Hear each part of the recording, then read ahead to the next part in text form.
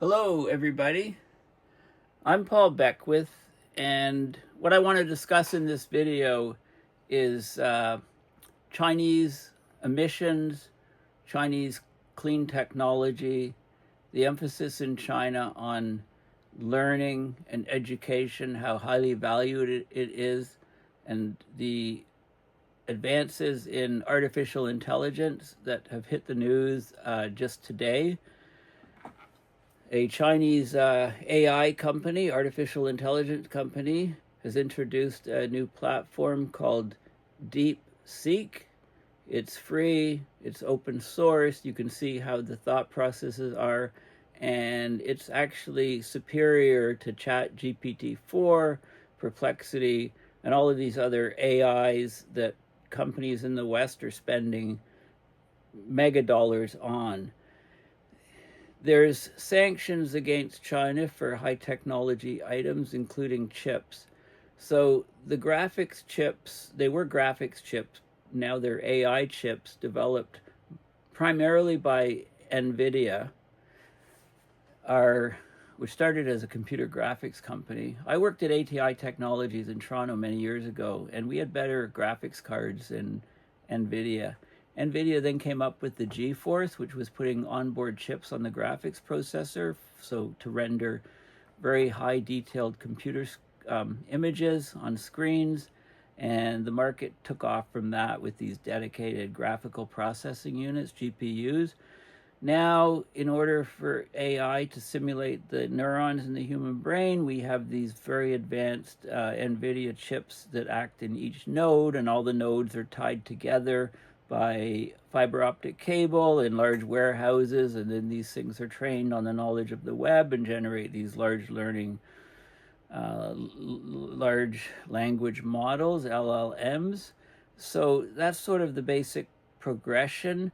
So there's embargoes on high-tech items like these NVIDIA chips to China. So what does China do? They use low-end chips, and they use much more better algorithms and software in order to generate AI basically that's superior to everything the West has, and it's free. It's free, so it completely disrupted the tech stocks. You know, Nvidia was down 15% today.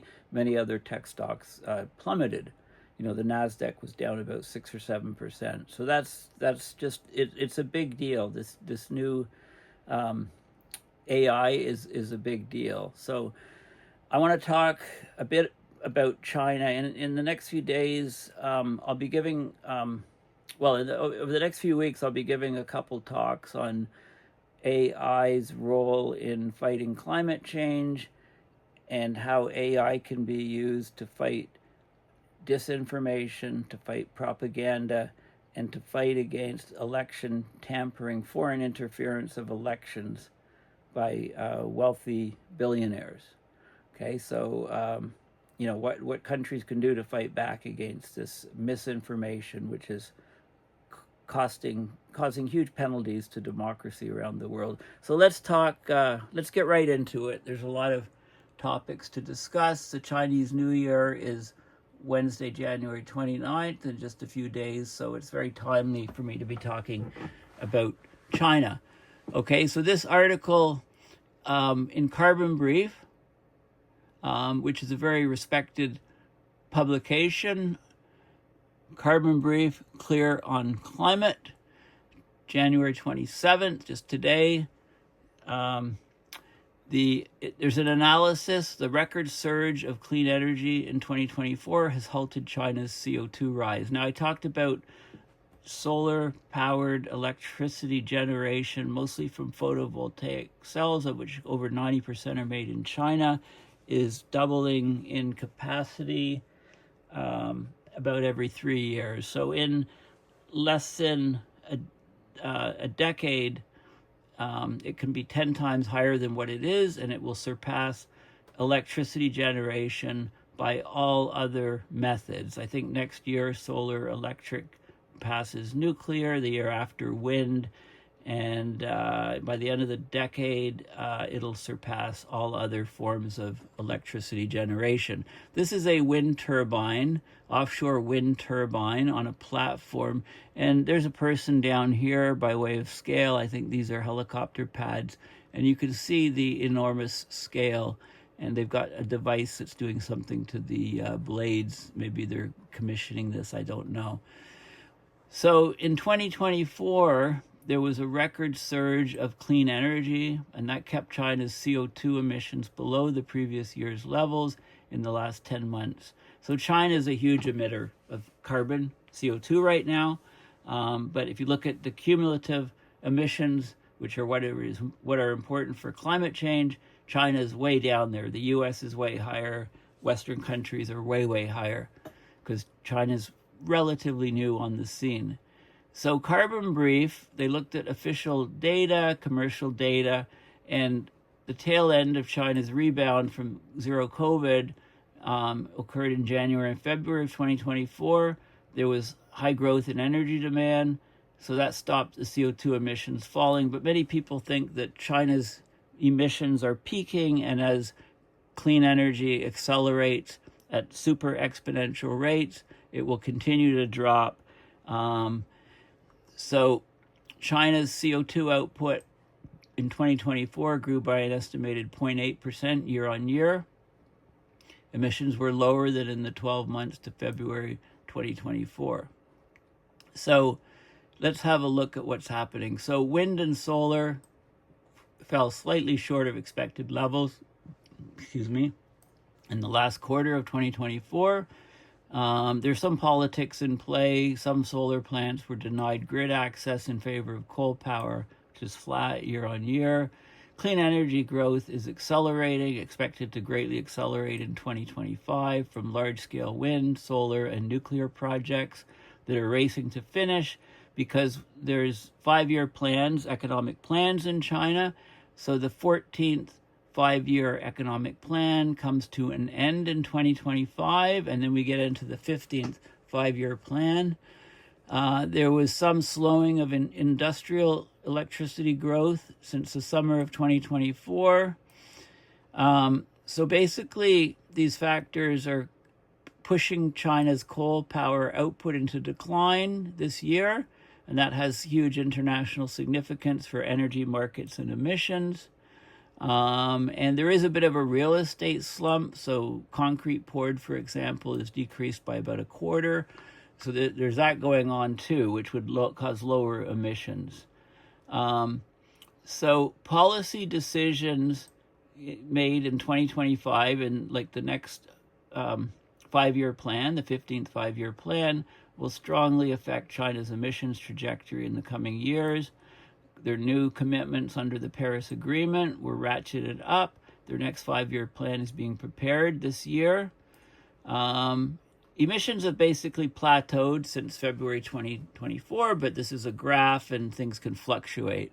So let's have a look at the these are the emissions, China's CO2 emissions. So this is 2017 to now, basically, and you can see the COVID dip, and then there was a big recovery, and then a secondary dip, and we're up here. So there was an increase the first couple months of 2024, and then it plateaued and dropped, and is sort of heading flat. So it'll be the only way to know for sure if this is a flattening of China's emissions and then they start dropping down is to see what happens in the next year and the year after that. We can't tell for sure here, but this is looking good. So oil consumption growth stabilized, coal use still growing in some industrial sectors, but less emissions from construction materials, slowdown in construction. So this shows you China's ongoing real estate slump offset CO2 increases from other industries. So this is all sectors, all sectors, it's down slightly. Building materials down quite a bit, almost a quarter. So a quarter less cement being poured, for example. Chemical industry higher, heating industry higher, metallurgy, steel making, etc. down. They're trying to make these processes more efficient, less carbon intensive, and they're using AI a lot to try to do that. So the growth in power generation in China from non-fossil fuel sources set a new record. It grew more than 500 terawatt hours. That's huge compared to 2023. 2023 was a record growth. This is from non-fossil fuel sources, wind, solar, nuclear, etc. To give you an idea, that 500 terawatt hours, that's more than the total power generation of Germany in 2023. Solar power generation alone was responsible for half of the increase in the clean power supply. It's starting to surpass wind and everything else, like I said. I mean, the growth rates are just super exponential, phenomenal.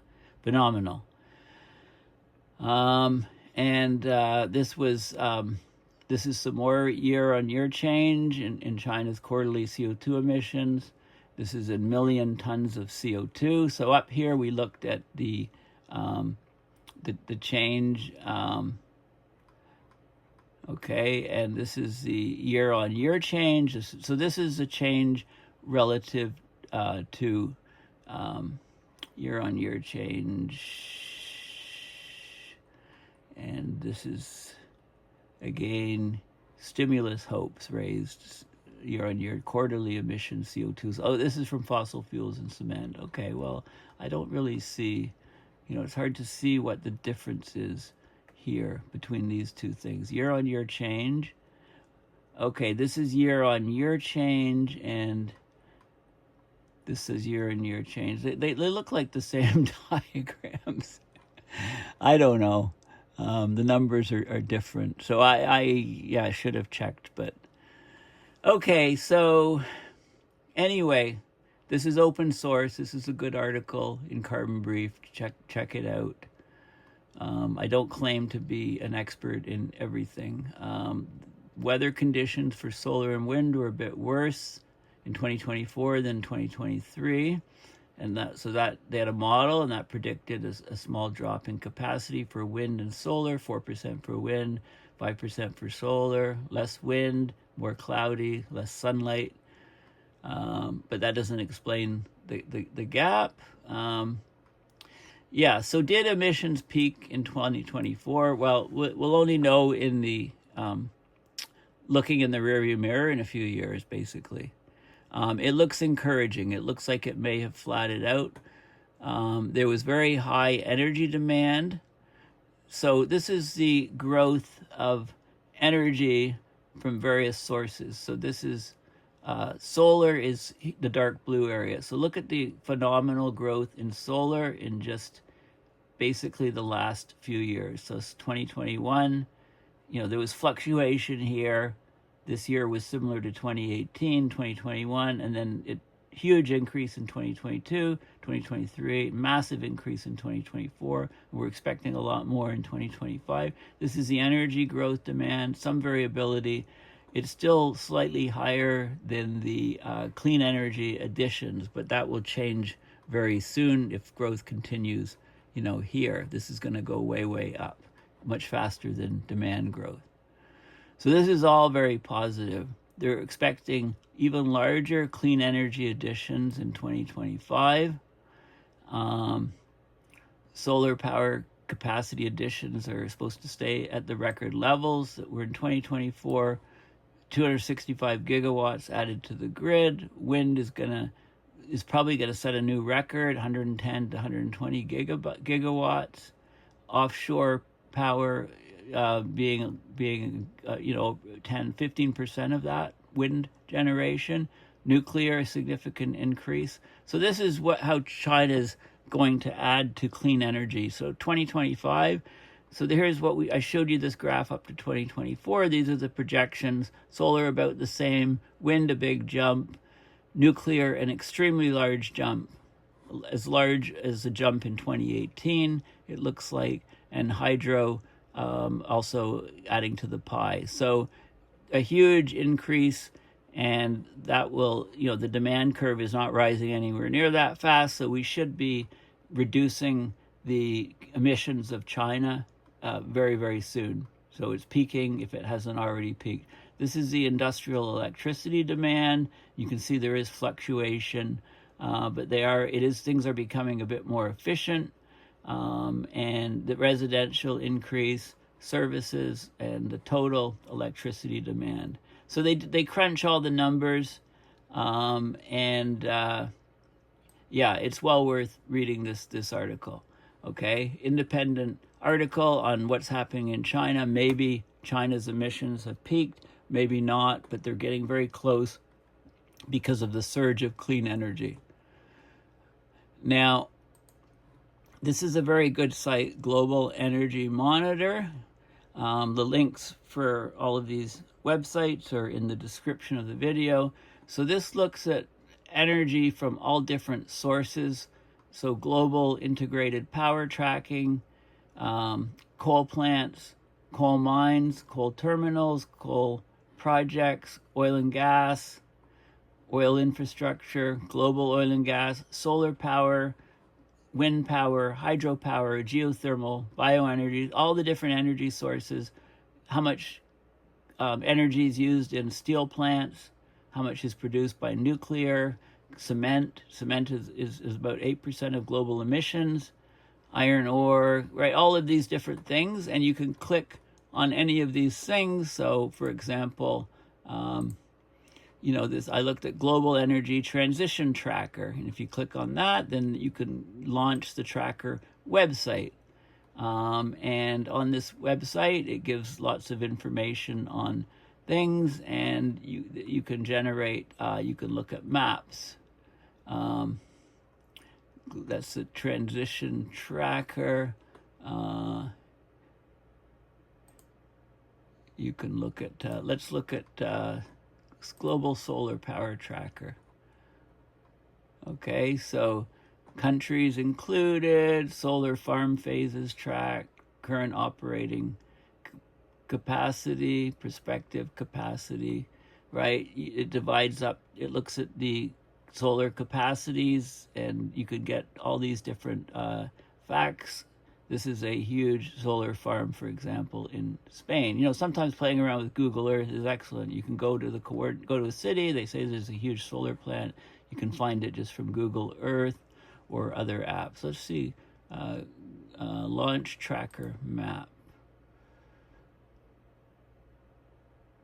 Okay, loading data. Okay, so this is basically global solar power generation. The green is operating solar plants. The red is announced. Yellow is in construction. And they divide it by different technologies. So solar thermal, this is like big, huge towers with concentric mirrors focusing sunlight on it.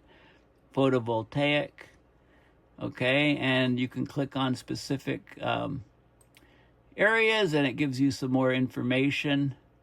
Let's have a look at, okay, so you can get, down in Australia, Western Green Energy Hub, solar farm, who owns it, PV, 25,000 megawatt or 25 gigawatts announced, and more information, satellite images. There's a wealth of information here.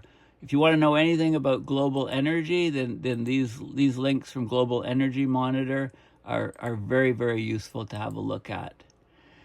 Okay, if you want to know more about China's 14th five-year plan, so this is coming to an end. This is from 2021, when there were two meetings, two annuals this week at the annual two sessions political gathering. There's one meeting for the Chinese government, and there's another meeting for the economists and the five-year plan, and they're separated. So they formalized, they did a 14th five-year plan, and now they're working, and in that plan they wanted to reduce carbon intensity 18%, energy intensity 13.5%, and they talked about climate change, CO2 emissions gap, etc., and so on, that back then. So those are the sort of things that they'll be talking about this year to set new climate targets. And I think they'll be very, very ambitious because of the huge growth of clean energy in the country. Okay, so this is a very interesting report. China's Climate Transition Outlook 2024. It came out in November 2024. It's an independent report. Basically, it's by the Center for Research on Energy and Clean Air. And they're based in Helsinki, Finland. So it's a European independent research organization, and ISETS, International Society for Energy Transition Studies. They're in Sydney, Australia. So the report is by independent groups, and they look at all CO2 trends in China, policies, different, non-greenhouse gases, like supply and demand, electricity generation. It's a very detailed report on how to lower emissions. So it's a climate transition to low carbon footprints, basically. Lots of figures, lots of data, and it's pretty impressive. I mean, China's emissions are huge. There's no question right now. But and the joke was, not the joke, but the reality was, not too long ago, they were building a new coal plant every week, and people would throw up their hands and say, well, what can we do, if China's doing that? Well, China had a huge economic growth and expansion, and that's basically, they've become extremely technologically advanced, and now they're looking at peaking emissions and lowering emissions at a very, very rapid rate if they can continue this incredible growth of solar and wind. So this is an annual change in CO2 emissions. This is 2020 here, 2025, 2015, I guess, here. Right, it shows the change in emissions, the incredible growth, and different targets from the different climate. A couple different groups are looking at what they need to do in order to reach these certain climate targets. Okay, so we're nowhere near that. This was annual change in CO2 emissions, and then annually added non-fossil power generation. And they talk about each thing in great detail. I mean, they look at the clean energy investments. So basically, they found that there's multiple indicators. Are they what's happening in the pathways to align with Paris Climate Agreement goals and clean energy going off in gangbusters, electrification of many processes, building sector coal use down, transport energy consumption and CO2 emissions are working at lowering that. Steel and cement output, big carbon emitters, but trying to do things more efficiently. Construction materials, sector emissions, EV sales are taking off, but there's still a lot of work to be done, is what the report's saying. Okay, so it gives a bunch of different trends and emissions.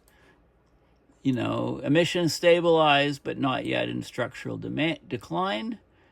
So they say the emissions for 2024 flat or record a small increase. Emissions have been falling since the rebound from zero COVID ended in February.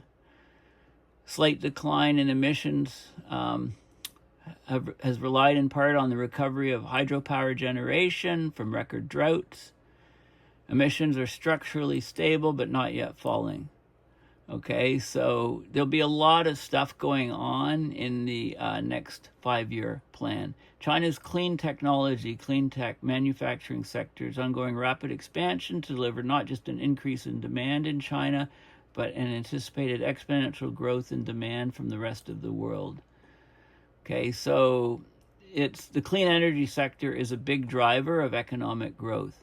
Contributes to 40% of the year-on-year growth in GDP in China. They're taking this extremely seriously. We know about their solar electrical generation. We know about their EVs, their batteries, their clean electricity, railway ridership, and electrifying rail lines, etc. So all these things are happening in China. Many experts, independent experts, there was a survey in 2024, 52% of experts believe that China is on track to peak coal consumption by 2025 amid robust clean energy growth. Only 20% said the peak will take place in the future. Over 70% of climate and energy experts express confidence in China's ability to peak emissions before 2030. All right, this is a huge increase in those predicting emissions already peaked or will peak before 2025. It's up from 15% of people to 44%, and that's just in the space of 2 years. And again, if you look at the solar growth in 2 years, it's incredible. Okay, so things are happening there, and there's all kinds of data on the progress of all the different sectors and fossil fuel, non-fossil fuel, etc. Okay, so I'm not going to go into all of the details of this report, but these are some CO2 emissions pathways. This is obviously not happening. 1.5. This is minimum required by targets. And, this is gigatons of emissions and how much they have to be, gigatons per year, and how much they have to be reduced. Okay, so there's lots of these sort of things. So lots of analysis on what China's doing. Let's just go and look here.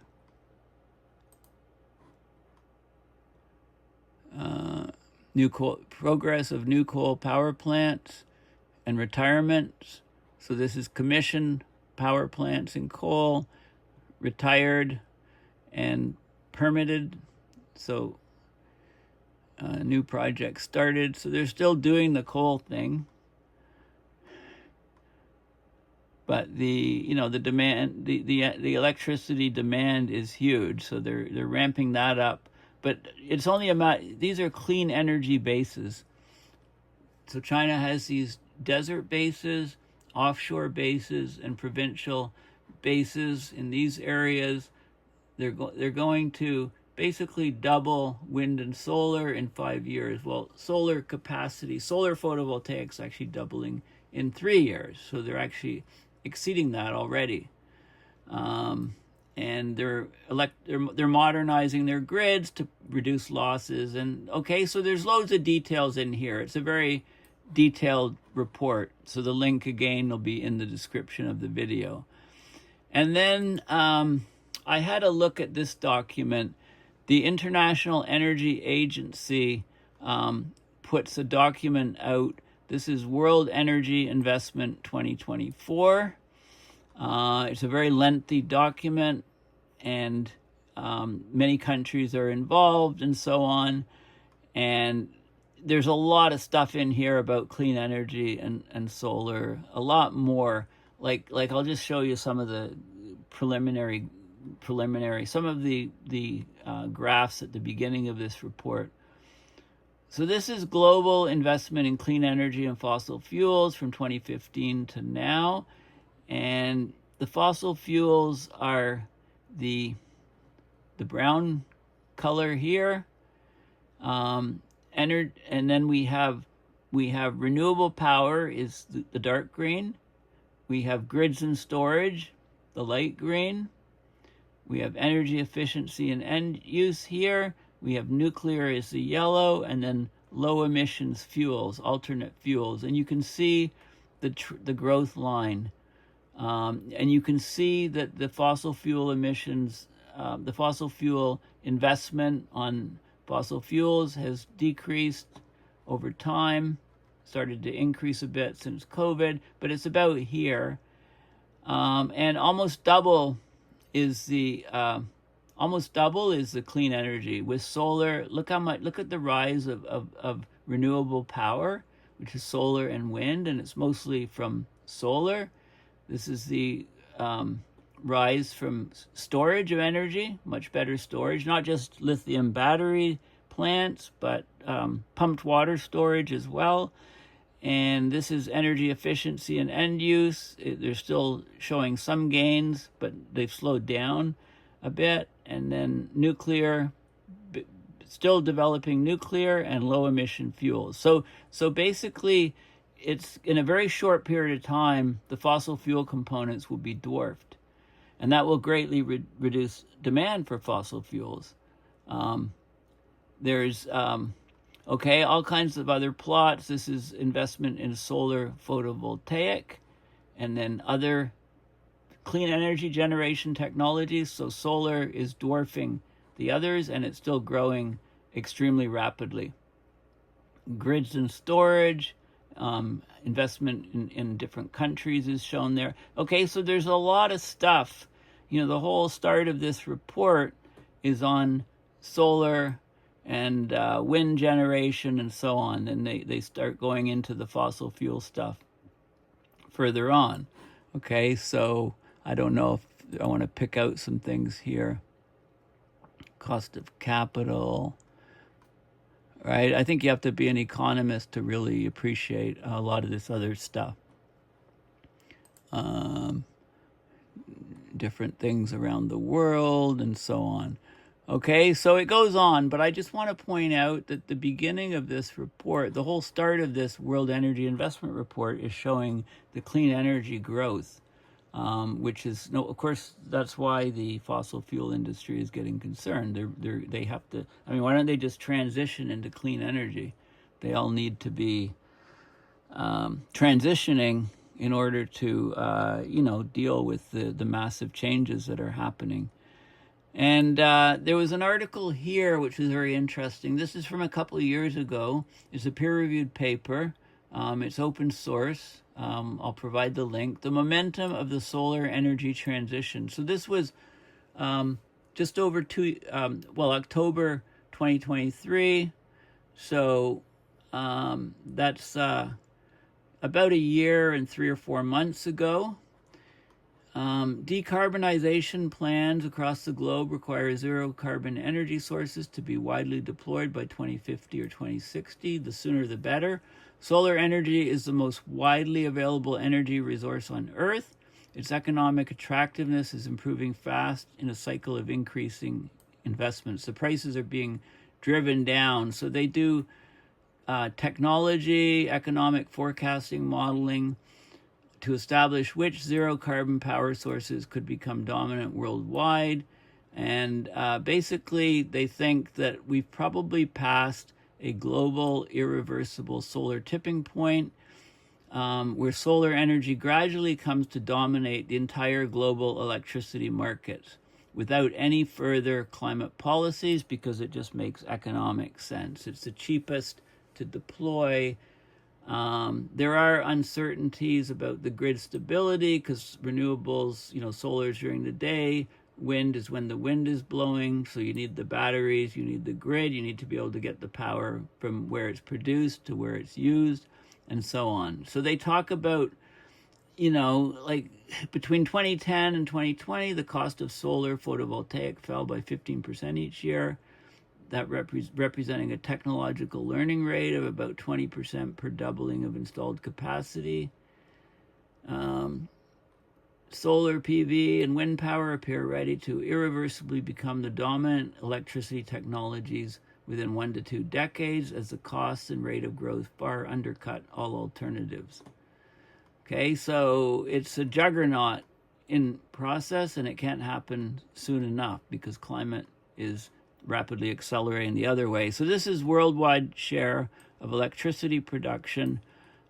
Here's where we are here, 2025. So this is nuclear, coal, still a big chunk, but falling rapidly, oil, and gas. Gas is a really big component, dropping rapidly. Bioenergy, hydro, onshore wind, offshore wind, but look at this. This is the growth of solar.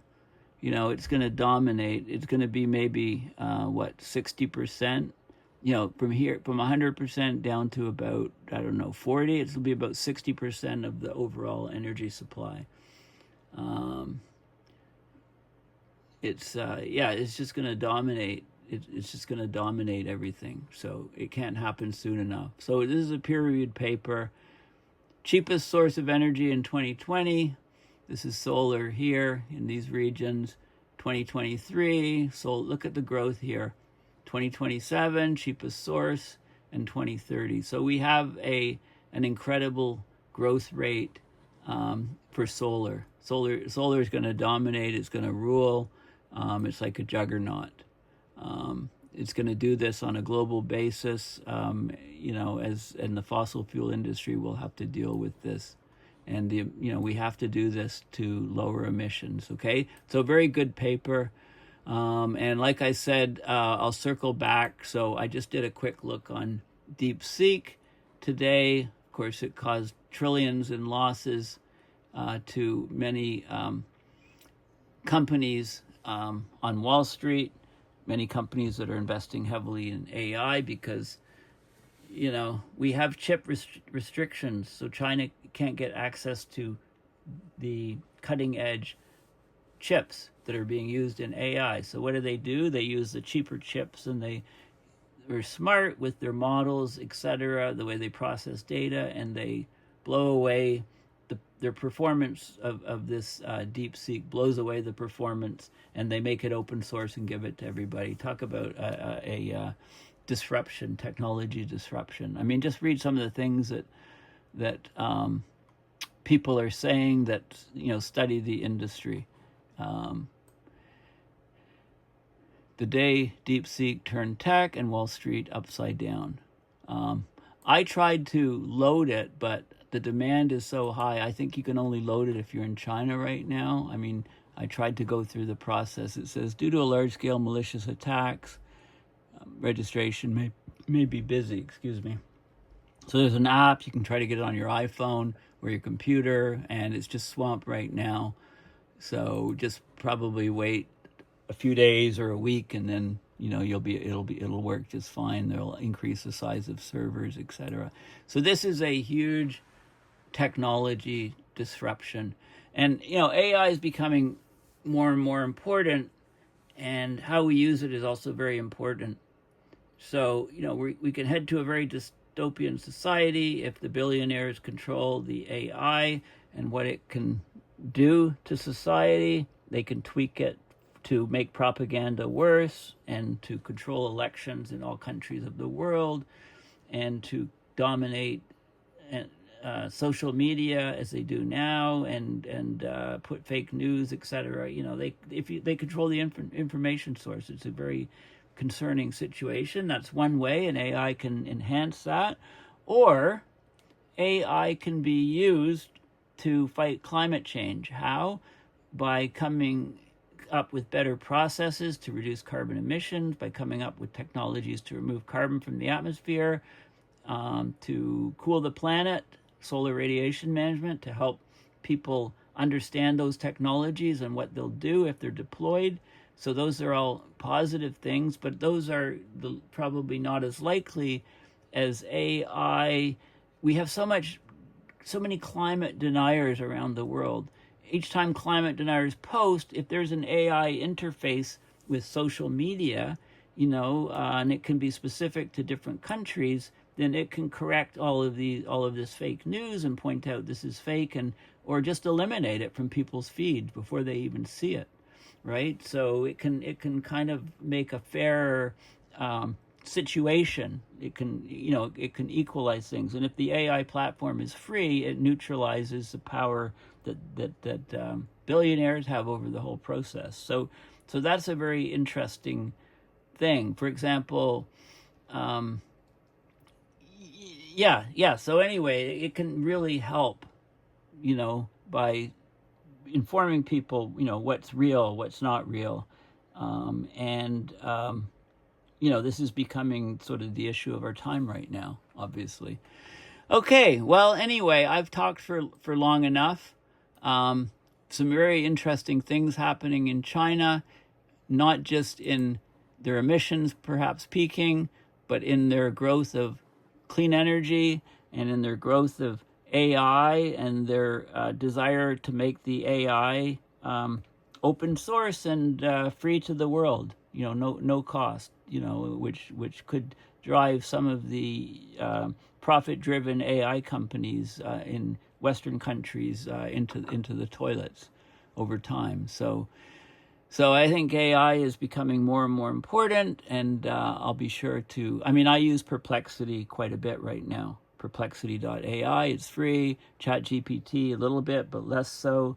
And it looks like there's a new kid on the block, DeepSeek, which seems to be more powerful from what everybody's saying, and it caused a huge scare in the AI, traditional AI companies. Imagine what DeepSeek would do if they actually put cutting-edge chips behind that AI. It's superior even with the older, not non-state-of-the-art processing chips for the in those huge warehouses where these chips are all connected by fiber optic cable to simulate the workings of the brain, the neural networks. Anyway, thanks for listening. Please consider donating at paulbeckwith.net to my PayPal to support my research and videos. Thanks again, and bye for now.